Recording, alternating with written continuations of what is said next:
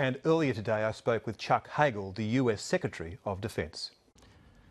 Secretary Hagel, welcome to 7:30. Thank you. Can I take you back to a Senate speech that you made in 2002 prior to the war in Iraq, where you said, each course of action we consider in Iraq leads us to imperfect, dangerous and unknown situations.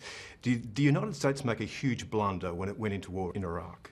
We learned a lesson, a very costly lesson, again, in Iraq, by imposing ourselves in a country that we really did not understand. We didn't fully appreciate all the currents in play and the dynamics. I suppose if we had an opportunity to go back and rerun the tape, we would have done it differently. But I was concerned about where this was headed in 2002. But we are where we are today, and we've got to deal with that reality, and it's dangerous. Did the United States and Australia help to create the monster that now calls itself the Islamic State? Well, I wouldn't put it that way. I think the unpredictability of the Middle East, the historic religious ethnic conflicts, the brutal dictatorships, all at some point, and history is rather replete on this point, converges. And I think that's partly what's happened in Iraq, Syria, Libya, all over the Middle East. And so I don't think it was any one country or any one action. I think it was a development of many, many years of intense hatred that was allowed to just erupt. And again, history will sort this out, I'm sure, over many years, and I'll leave it to history. But what we now must do, and I have part of that responsibility, is deal with the reality of what we're facing. And what you're facing, of course, is an insurgent force which is particularly vicious. You've decided to have airstrikes. Do you know clearly what your mission is now and how it will end now? I wish I had complete clarity in how any mission ends, but I think the first question you ask is the most relevant, because that's where everything begins. What is our objective and our mission? President Obama has made it very clear what we're doing there and why, and that is first to protect American interests and our people. It is to help our partners. It is to support the Iraqi security forces and help them defend themselves.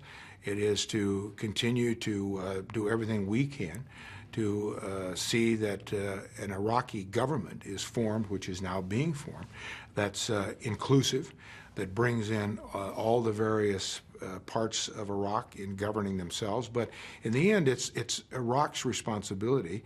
We can help, we will, but our role is limited, and the President's been very clear. We will not, the United States, go back into Iraq in any combat mission like we were once in. And you can't defeat the Islamic State with airstrikes, can you? Defeating the Islamic State is going to require more than just airstrikes, and I think President Obama's correct in his assessment, and I agree with it, that the military option is not the option that is going to end this conflict. First, a government, a unity, inclusive government must be formed, one that should have been dealing with these things over the last 5 years that didn't. And until that gets to some ground and higher ground where they can start to deal with these differences, the military, the support, that's part of it, but that isn't going to fix the problem. How much has Nouri al-Maliki brought on himself? Well, he's been the prime minister, and he has to take some responsibility here for, I think, in many ways failing his country. When the United States transitioned out of Iraq, and the Constitution was clear in Iraq, and the elections were held, it was always to be a unity government.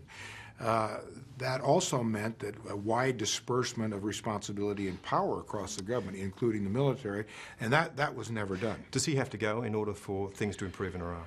Well, that's a decision that the Iraqis are now making. He won't go and he's put troops on the street which support him, and it's not to defend his nation, it's to defend himself, isn't it? Well, our position has been, and I think it's the appropriate, responsible one, it's up to the Iraqi people to decide who they want to be their leaders. It's not up to the American public. Will you arm the Kurdish fighters? We're helping in every way we can, assisting the Iraqi security forces. That means, as you know, the Iraqi security forces have moved weapons and ammunition and support up to the Peshmerga.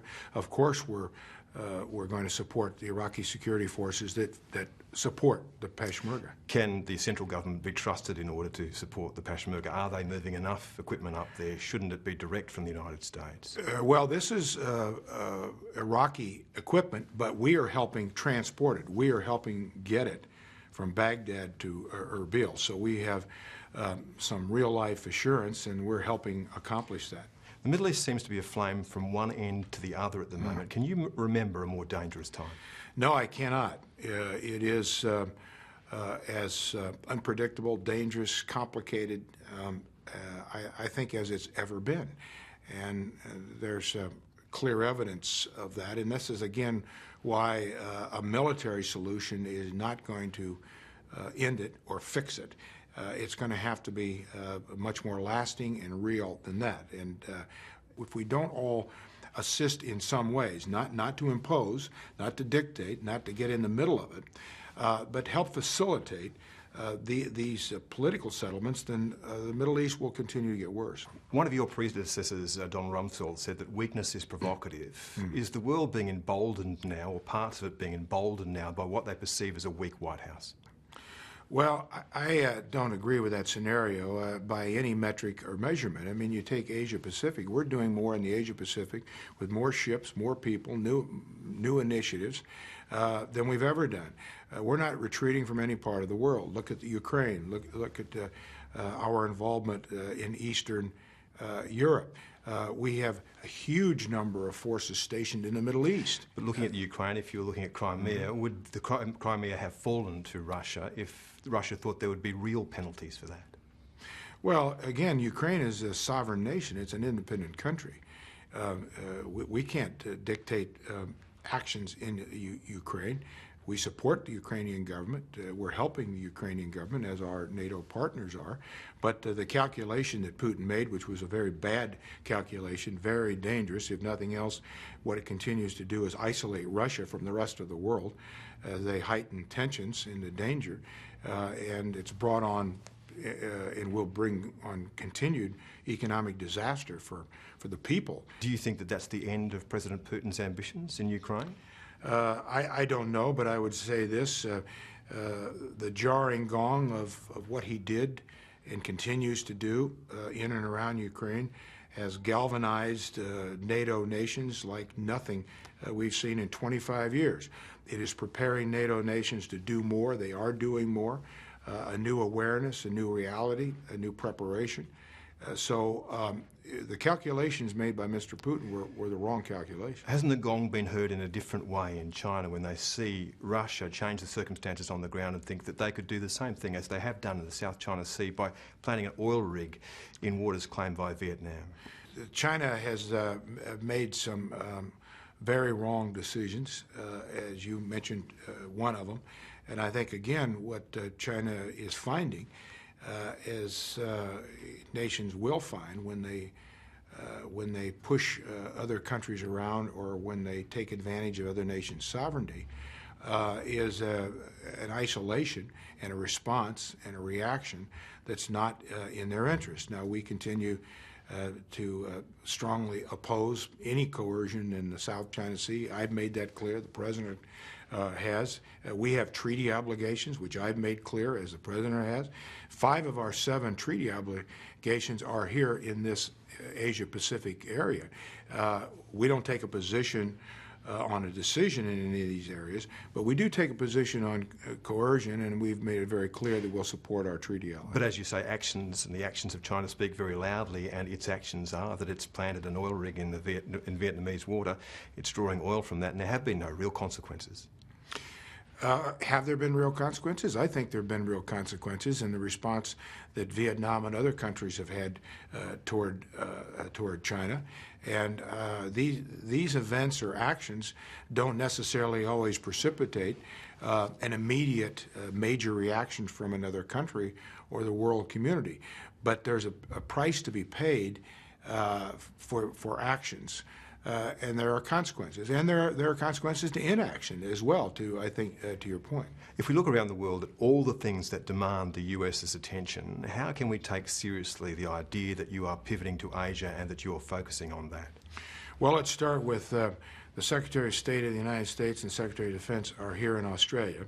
Let's start there. I've been to Asia Pacific in the year and a half I've been Secretary of Defense 6 times.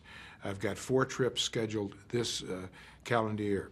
We have over 360,000 American military and civilians stationed in the Asia Pacific. We have over 200 naval ships. I could go on. 1,200 Marines in Darwin, never been done before. We are committed, and we're committed because it's in our interest, but it's in the interest of our partners. We've been a Pacific power for a long time, and we continue to be one, and we will be one. Finally, you have a unique seat in the world, a great place to see the world from, and you've got a unique history. You're a soldier, you're a senator, now you're a Secretary of Defence. What is the thing that concerns you most about what you see in the world at the moment? Well, I think it's the dangerous unpredictability of a world that is, I think, trying to define a new world order. We've never seen such diffusion of economic power. More people have more say, as it should be. And after all, isn't that why we fought a couple of wars? To give more people more opportunities to be unleashed from dictatorship and authoritarian governments. We are seeing a new world order being built in the early 21st century. The United States of America has some responsibility to help lead that. We can't dictate that order, nor can any country, but we can help shape it. As other countries, I was just in India. Look at what's happened in India, Indonesia. All of your neighbors in this area have a tremendous say in the outcome of world affairs. And that's, quite frankly, as it should be, but that also complicates outcomes. Secretary Hagel, thank you. Thank you.